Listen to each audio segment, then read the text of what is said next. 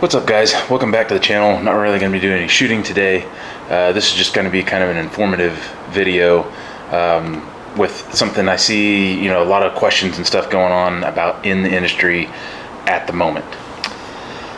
And that is to do with suppressors. And as you guys know, or at least as of the filming of this video, in January of 2026, the $200 tax stamp is supposed to go away. You still have to register suppressors if you buy one, but there will be no $200 tax anymore.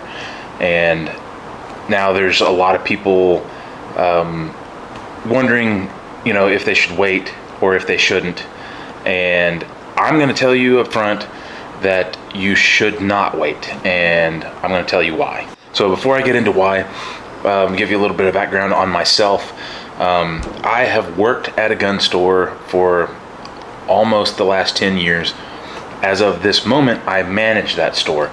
We happen to be an SOT, so we deal with NFA items. So I have dealt with NFA items from back before EForms with Form 4s was really off the ground and running.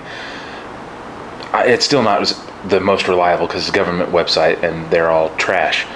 But I remember doing paper filing for customers. So, I've seen it come a long ways, but still, a lot of people think that this $200 tax going away is going to persuade, people are acting like it's going to persuade almost everyone that's ever thought about getting a suppressor to go ahead and get one.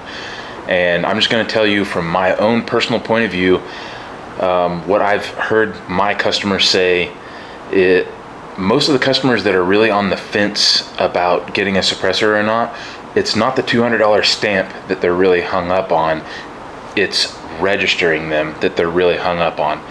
So yes, this getting rid of the, $200 is $200, don't get me wrong, I'm with you guys, and that's going to incentivize a lot more people to probably buy more suppressors, but I don't think we're going to see the dramatic surge that some people think. We definitely are going to see a surge, but we're not going to see nearly as much as some people think we are.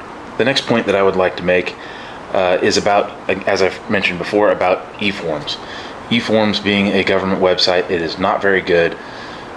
There's still issues with it. There's fairly regularly say I'm sitting down with you and you're a customer of mine and we are filing on EForms.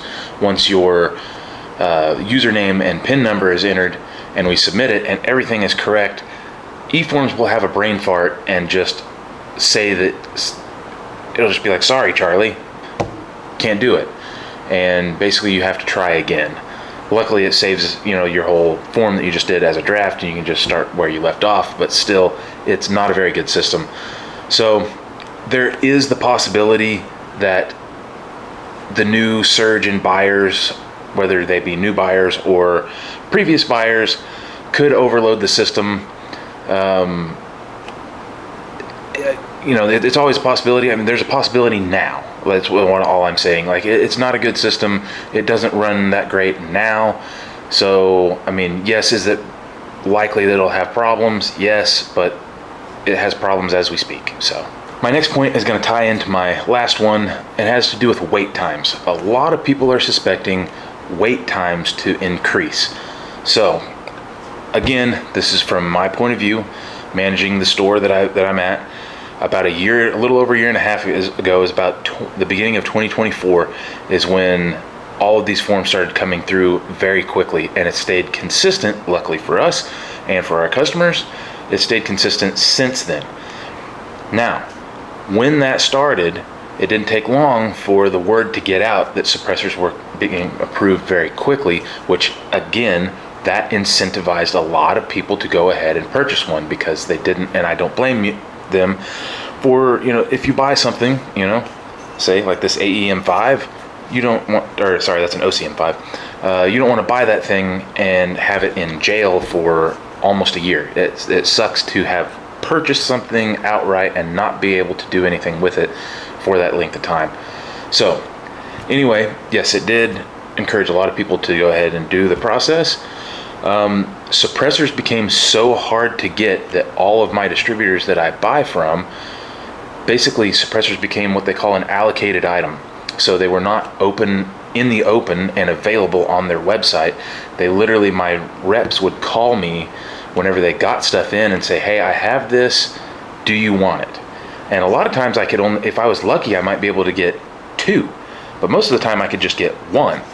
And I had a going on what we call a special interest list, where I would go down and I would call people, and it was basically, it's kind of the same thing rolled on to our customers. Hey, I've got this available, I've got it ordered, do you still want it, kind of a thing. And that's what we're going to see whenever this whole $200 tax stamp goes away. I don't think that the wait times are really going to increase. If the wait times increase, it will be due to the aforementioned issues with EForms. Because like I say, within the past 2 years, we have already seen the industry surge to the point where suppressor companies cannot keep up with production. And it did 0 to change wait times. Absolutely 0. So, unless there's a problem with EForms, I highly doubt you're going to see an increase in wait times. Yet again, this point is going to tie into my previous point, and that's availability. So again, this is from my perspective at our store, I have a lot of customers that are saying, oh, I'm going to wait until the beginning of the year to purchase one.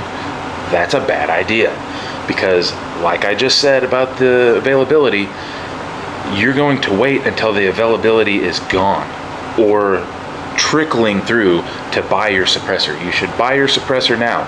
Some stores, like ours, is allowing you to purchase your suppressor and then sit on it until January 1st, January 2nd, whenever the store opens at the beginning of the year, and come in and file for your suppressor. So I recommend, if that's something you want to do, is you will need to wait for the tax stamp $200 to go away. Go ahead and purchase the suppressor. That way you have it for sure. You have the suppressor secured, and then wait to file to avoid the $200 tax stamp. But the last thing I recommend doing is waiting until the first of the year to purchase the suppressor. That is a terrible idea. Last point, but not least, the discussion of price changes has come up. A lot of people are suspecting that prices will go up. I do not think prices will go up. Again, in the past 2 years, we've seen literally to the point where the suppressor industry could not keep up with demand at all, and yet we saw no to little price increase.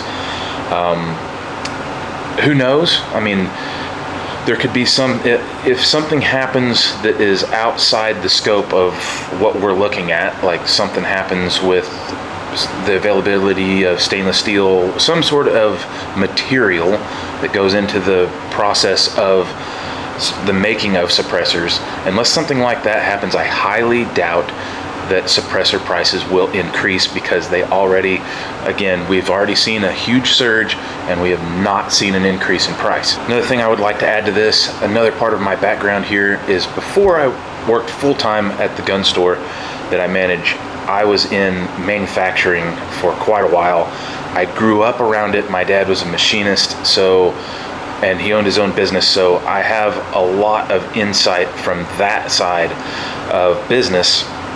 And I want to say Fit and Fire, his video on this subject, he said something about having to add employees and that would increase cost. That's not going to increase cost. So a company is not going to add those employees if it's not fitting into their profit margins. They would rather not put out the product than to cut into their profit margins and have to raise prices. Like, those employees, if anything, they're going to bring their cost of doing business down. So they are going to make more profit. Like, believe me, they are, especially these bigger corporations and stuff, they are not going to add employees if it's not in the numbers. And another point that I would like to make on this is, and it's again from the manufacturing point of view here, a lot of people don't realize how little money is actually gone into the actual making of these suppressors. So basically, to wrap it up, I don't think we're going to see the surge that some people think that we're going to see. Don't wait to buy your suppressor. I don't think the wait times are going to go up. I don't think the prices are going to go up. I wish people would stop perpetuating these ideas, because it's going to make a lot of you guys panic buy, and that's going to make things bad for everybody else. Whether the prices or wait times do or don't go up, that alone is going to make things bad. So anyway, if you want a suppressor, go buy it. Try and find a place that will let you sit on it. If you're really worried about that $200 tax stamp, find a place that will let you sit on it until you can file, and don't sweat it. Again, I don't think prices and wait times are going to go up at all. If it is much, it's going to be very, very little. So anyway, if you like what you saw, agree or disagree, feel free to drop a comment. We can discuss it in the comment section.